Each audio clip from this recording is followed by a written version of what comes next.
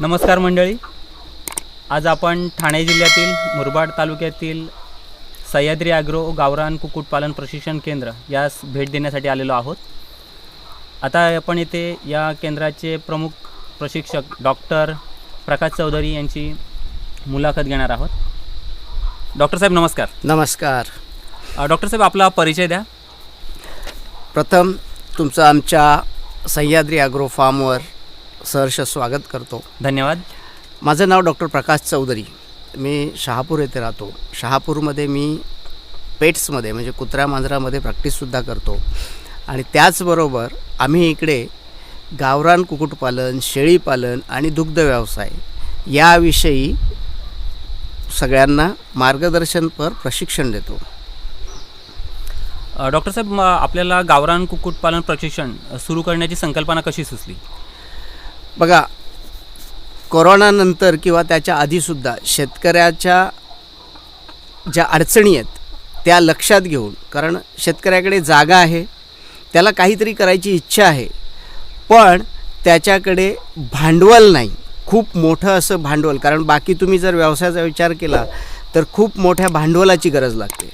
कुक्कुटपालन हा एक असा व्यवसाय आहे की तुम्ही कमीत कमी भांडवलामध्ये हा व्यवसाय करू शकता आणि या व्यवसायाची एक स्पेशालिटी अशी आहे की तुम्ही कमीत कमी भांडवलामध्ये जास्तीत जास्त उत्पन्न मिळवू शकता. त्यामुळे हा व्यवसाय जर लोकांपर्यंत गेला तर लोकांच्या जीवनात काहीतरी बदल होऊ शकतो, त्यांना काहीतरी एक्स्ट्रा इन्कम मिळू शकतं याचा विचार करून आणि हा सहज सोपा व्यवसाय असल्यामुळे आम्ही या व्यवसायाची संकल्पना समोर आणून लोकांना प्रशिक्षण देण्यास सुरुवात केली. डॉक्टर साहेब, माझा पुढचा प्रश्न आहे की सह्याद्री ॲग्रोची सुरुवात आपण केव्हापासून केली व आपला गोल काय आहे?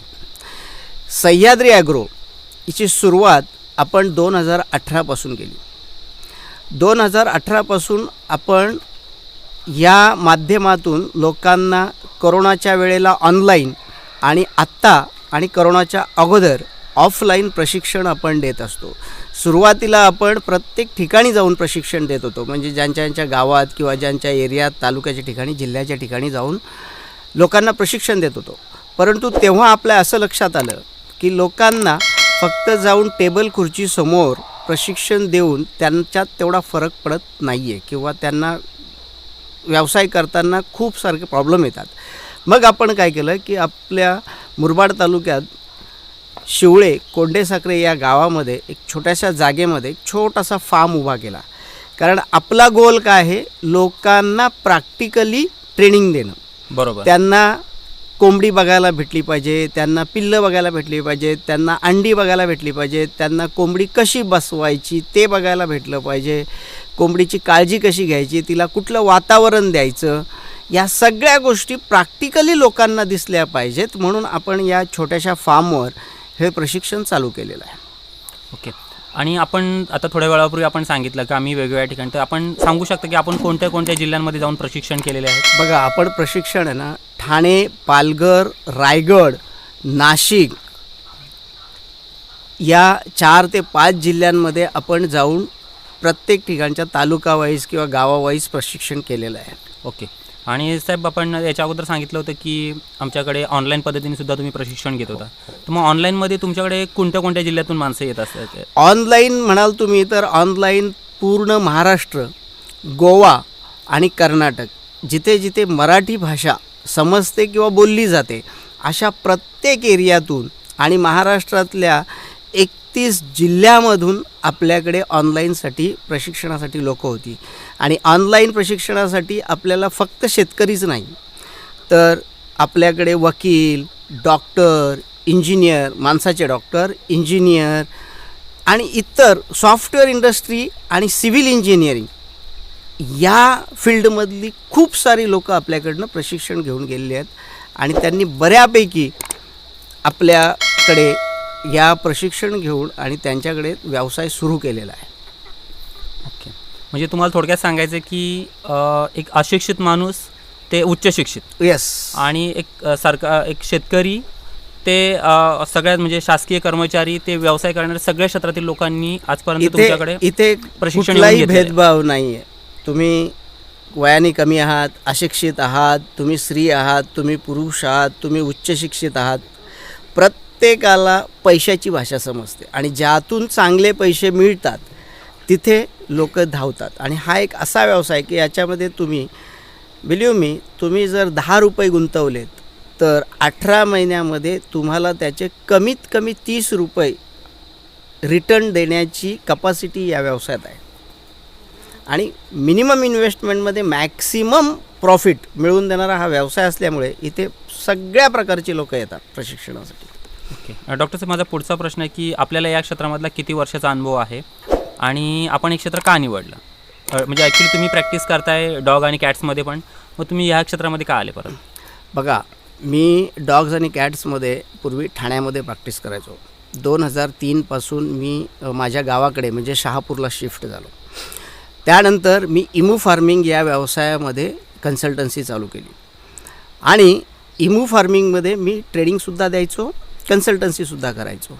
इमू फार्मिंगमुळे माझा शेतकऱ्यांशी संबंध आला आणि मग शेतकऱ्यांशी संबंध आल्यानंतर मग शेतकरी काय काय व्यवसाय करू इच्छितो, मग तो शेळीपालन करू इच्छितो, तो कुक्कुटपालन करू इच्छितो, तो दुग्ध व्यवसाय करू इच्छितो. परंतु मी जेव्हा प्रत्येक गावामध्ये, कारण मी 7 राज्यांमध्ये इमू फार्मिंगमध्ये कन्सल्टन्सी द्यायचो, त्यामुळे 7 राज्यांच्या प्रत्येक शेतकऱ्याशी माझा संबंध आलेला आहे.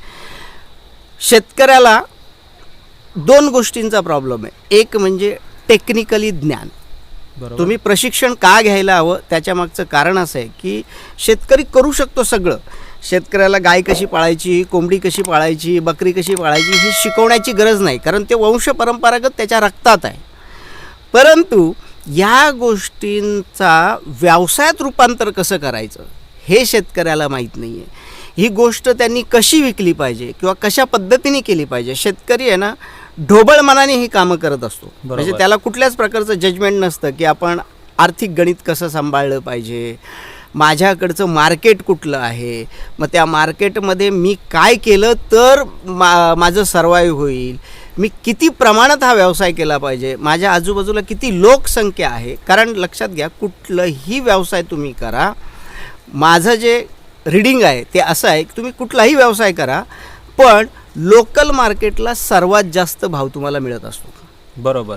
जेव्हा तुम्ही एखाद्या आडत्यावर, एखाद्या एजंटवर किंवा मोठ्या मार्केटवर अवलंबून असता तेव्हा ॲटोमॅटिकली तुमचं जे प्रॉफिट आहे ते खूप कमी होतं. त्यामुळे आपण शेतकऱ्याला किंवा कोणीही या व्यवसायात येणाऱ्या माणसाला जी ज्ञान देतो ते हेच देतो की तुझ्या लोकल मार्केटमध्ये काय रिक्वायरमेंट आहे त्याप्रमाणे तू हा व्यवसाय कर.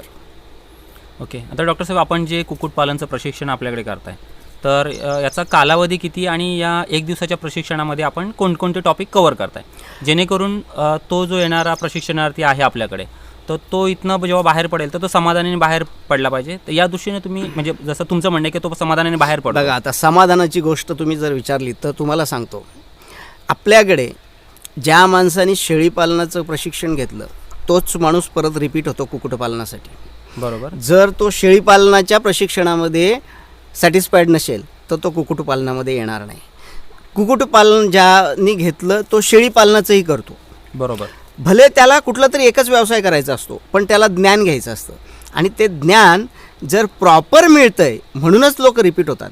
आपण आत्तापर्यंत कमीत कमी 8,000 लोकांना हे प्रशिक्षण दिलेलं आहे. त्यातली मिनिमम 1,500 लोक परत आली आहेत. ओके.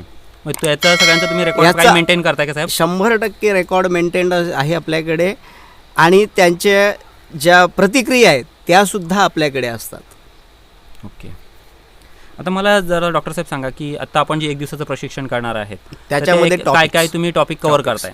बघा, आता कुक्कुटपालनाचं जर म्हणायचं तर कोंबडीच्या पिल्लापासून त्याला वाढवायचं कसं, म्हणजे 1 दिवसाच्या पिल्लापासून 15 दिवसापर्यंत त्याला ब्रूडिंग कशी करायची, त्यानंतर त्या 15 दिवसात त्याला खायला काय द्यायचं, त्याची काळजी काय घ्यायची, त्यानंतर 6 महिन्यापर्यंत म्हणजे जो रिप्रोडक्शनसाठी तुमची कोंबडी किंवा कोंबडा विकण्यासाठी तयार होईपर्यंत काळजी कशी घ्यायची, त्यानंतर त्या कोंबडीची जी अंडी येणार आहेत त्या अंडी कशी हँडल करायची, ती अंडी उबवून परत पिल्लं कशी तयार करायची, कोंबडे कसे विकायचे, त्यांचे आजार कुठले, त्यांना कमीत कमी खर्चामध्ये चांगल्यात चांगलं खाद्य तुम्ही कसं देऊ शकता, त्याचं व्यवस्थापन तुम्ही कसं करू शकता, त्यांचे आजार कुठले, त्या आजारांवर तुम्ही काय उपाय करू शकता, ॲलोपॅथी, होमिओपॅथी किंवा आयुर्वेदिक. कारण जास्तीत जास्त एक लक्षात घ्या, आपलं टार्गेट काय, आपला फ्युचर गोल काय, की लोकांना उत्कृष्ट अन्न बरोबर देणं. मग त्यामध्ये कमीत कमी ॲलोपॅथी मेडिसिन किंवा केमिकल्सची औषधं कमीत कमी वापरून आपण कसं कोंबडी किंवा चिकन बनवता येईल याचा आपण प्रयत्न करतो आहे. आज लगेच तुम्हाला 100% नॅचरल करणं पॉसिबल नाही आहे, पण आपण मुहूर्तमेढ रोवली आहे. लोकांना आपण कमीत कमी औषधं, म्हणजे ही जी केमिकल किंवा ॲलोपॅथी औषधं आहेत, ही औषधं कमीत कमी वापरून तुम्ही तुमच्या कोंबड्या कशा वाढवू शकता यावर आपण हळूहळू डेव्हलपमेंट करायला सुरुवात केलेली आहे. आणि या 3-4 वर्षाची आपली डेव्हलपमेंट बघता आपण लवकरात लवकर या गोष्टीमध्ये सक्सेस होऊ याचा मला पूर्ण खात्री आहे.